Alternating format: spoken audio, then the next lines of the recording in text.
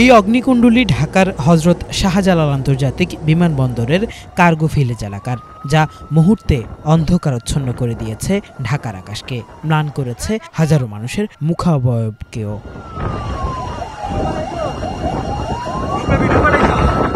প্রাথমিকভাবে আগুনের সূত্রপাতের কারণ জানা না গেলেও ফায়ার সার্ভিস কন্ট্রোল রুম জানিয়েছে, শনিবার বেলা ২:৩০টার দিকে প্রথম আগুনের সংবাদ পান তারা। সঙ্গে সঙ্গেই ছুটে যায় আশপাশে থাকা সংস্থাটির ৫টি ইউনিট। সময়ের সঙ্গে বাড়তে থাকে ফায়ার ইউনিট।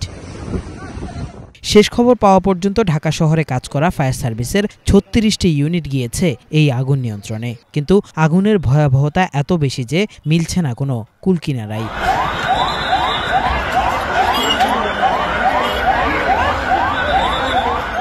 আগুনের কারণে বন্ধ রয়েছে শাহজালাল আন্তর্জাতিক বিমানবন্দরের বিমান ওঠানামা। ফলে ঢাকার উদ্দেশ্যে আসা বিমানগুলোকে পাঠিয়ে দেওয়া হচ্ছে চট্টগ্রাম সহ আশপাশের বিমানবন্দরগুলোতে।